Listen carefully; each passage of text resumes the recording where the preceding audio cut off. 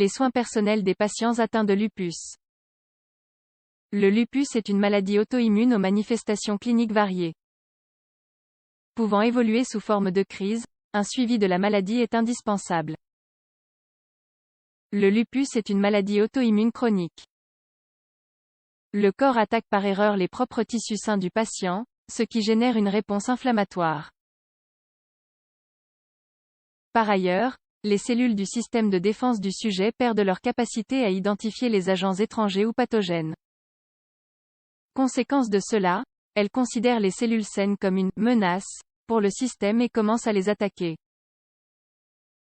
Tout organe ou structure de l'individu peut être endommagé au cours du processus. La majorité des cas cliniques concernent des femmes adultes. Cependant, cette maladie peut apparaître à tout moment et peut aussi toucher les hommes.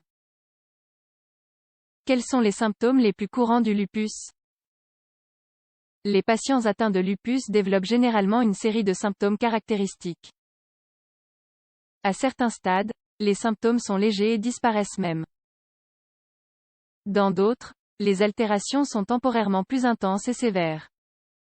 Par ailleurs, selon les structures touchées, les symptômes varieront.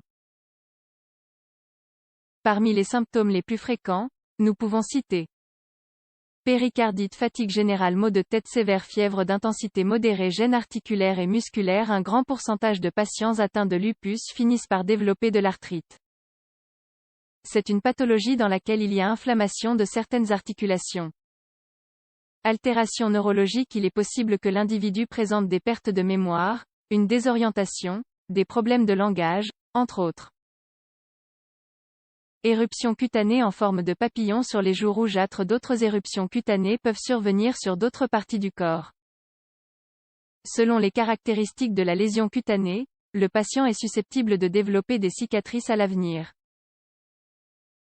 Néphrite, problèmes hématologiques. La plupart des individus souffrent d'anémie ou d'un faible nombre de plaquettes.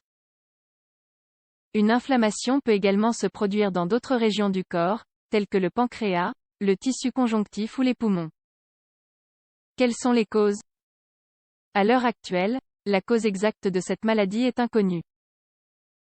Cependant, il a été démontré que les patients ayant des antécédents familiaux sont plus susceptibles de développer la maladie. Par ailleurs, il existe un certain nombre de facteurs susceptibles de provoquer des poussées ou des rechutes chez les patients. Parmi les déclencheurs les plus fréquents du lupus, figurent les suivants.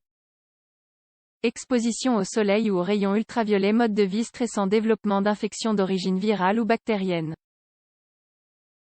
Certains types de médicaments, comme les médicaments qui favorisent la photosensibilité, les antibiotiques et les anticonvulsivants, les soins personnels recommandés aux atteints de lupus.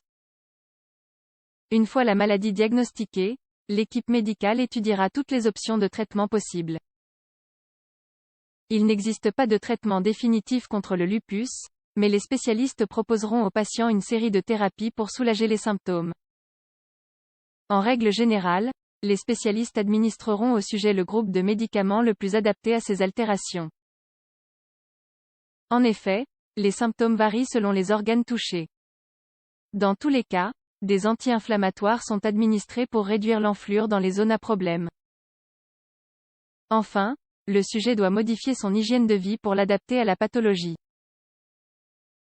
Les recommandations les plus courantes sont les suivantes. Éviter les habitudes malsaines. Le tabagisme et la consommation d'alcool ou de substances toxiques, telles que les drogues, aggravent la sévérité des symptômes. Ils augmentent également le risque de développer des troubles cardiovasculaires. Adopter une alimentation équilibrée et saine. Par exemple, le régime méditerranéen. Pratiquer une activité physique modérée. Afin de renforcer le corps et rester en forme. Réduire le temps d'exposition au soleil. Il est également conseillé d'utiliser de la crème solaire et de porter un chapeau. Effectuer régulièrement des visites médicales. Afin de contrôler les symptômes.